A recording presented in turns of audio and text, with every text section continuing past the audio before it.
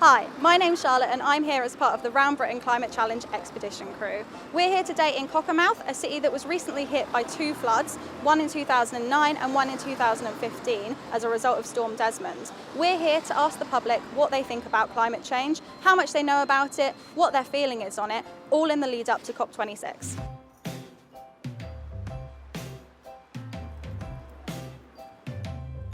Over your lifetime, would you say that you've noticed changes in the seasons or in the weather that could be connected to climate change? Yeah, I think we, as the business, we notice it more like in the summer periods because we have hot blasts of the heat waves that, like, as a county, we're not used to. It's got hotter, is the best way I could describe it. Yeah, basically, I think it's the summers have changed so much since we were younger.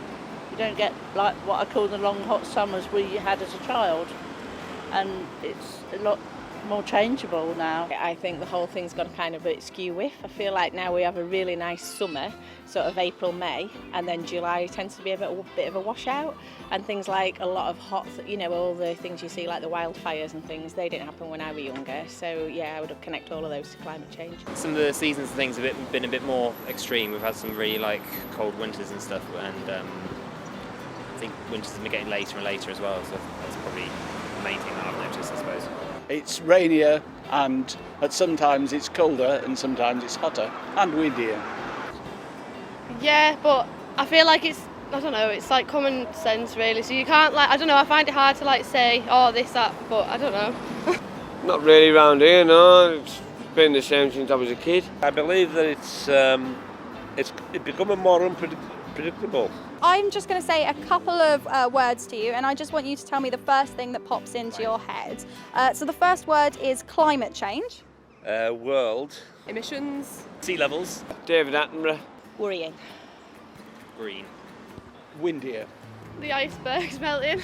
Like, when I think climate change, I think of like the polar ice caps melting and things like that. And then biodiversity. I think of recycling really, I don't know why, but I'm not really sure what it means exactly. I wouldn't know what that means, I'm afraid. Bees. Rhinos. We're just naming animals now, that doesn't really count, does it? I'm not sure on that one either. Important. Polytunnels. No idea. Essential, I would think, yes. Ecosystems. Yes. Definitely something we should be looking into. Green jobs. What was that, sorry? Green jobs. I'm not. Again, you'll have to explain that one. So people who work in technology for like cars and whatever. Yeah. Green transport.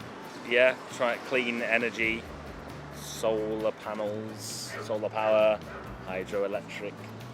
Green jobs. I don't know. A good thing, something we should be looking into. Green jobs. Conservation. Forestry. Say again, sorry. Green jobs. So it's jobs that come about when we provide infrastructure for the fight against climate change. Greta Thunberg. So the next question requires a little bit of knowledge about COP26. Do either of you know what COP26 is? Crop 26. COP26, sorry. 26. No. No. Okay, no worries. COP26 is the UN gathering of parties to discuss climate change. COP26 will be held in Glasgow in November this year, and all of the world leaders will come together to discuss what they want to do. So you might have heard of the Paris agreements. Those came from a previous gathering of the parties. So we just want to know, how important do you think it is for world leaders to gather like this to discuss this in the fight against climate change? I think it's very important, but there is some sort of bittersweet irony in the fact that they all get on an aeroplane and meet each other. I think in a globalised economy, there isn't any way for us to reverse the effects of climate change without international agreement and consistency in upholding those agreements. Do you know what COP26 is? No. Do you know what COP26 is? I'm afraid. Not heard of it at all. No. No. No idea. The conference in Glasgow? Yes, it is. You're actually the first person we've interviewed today who's known what it is. I think it's very important that world leaders get together to discuss climate change. Whether they actually need to fly to Glasgow to do it, I'm not sure. From all of them, individuals, it's very important, but there's got to be leadership from the government and from industry. So scientists have been saying for quite a while now that we need to come together and fight against climate change, and we need to do it quickly. Whose responsibility do you think that should be, and how do you think it should be shared out between governments, corporations, individuals? I think it comes from government, the rules and things, but then I think obviously bigger corporations have got to do their part as well. Even down to people like us in independent businesses, we have to do our bit as well. So I think it's across the board really. The biggest contributors are corporations. However, it's very easy to kind of offload responsibility from the individual. We can make changes every day, and it will make a bit of a difference, even if it is not as substantial as larger corporations, definitely. But yeah, everyone needs to be together, otherwise it's not going to happen, is it? And I've heard on the other day 10 years being talked about as the time we've got to turn it around. So we just need to wake up and get on with it and start taking it seriously.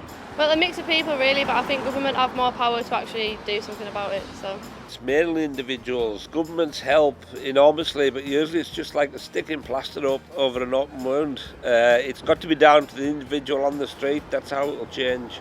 Who do you think the responsibility falls to in terms of dealing with climate change? Do you think it's with the individuals, with corporations, or with governments?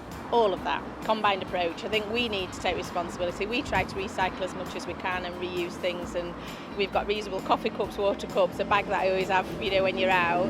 But then I think governments need to lead the way, but then also corporations, like when they're changing things, like I think one of the lager companies now do, it's not plastic that holds the cans together, things like that. I think it's a combined effort that'll make things change.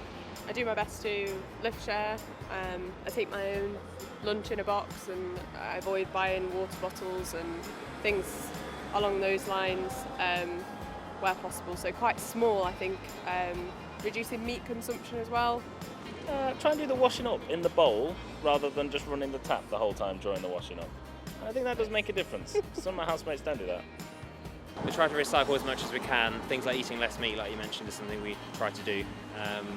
Just being aware of what you're doing, how it's going to affect the environment and things. Try to use less plastics, because obviously plastic never biodegrades, is it? So just keeping in mind what you're doing every day, and just thinking about how it's going to impact the environment. Well, about recycling, about not using plastics, and being careful not to overuse electricity, and driving a greener car.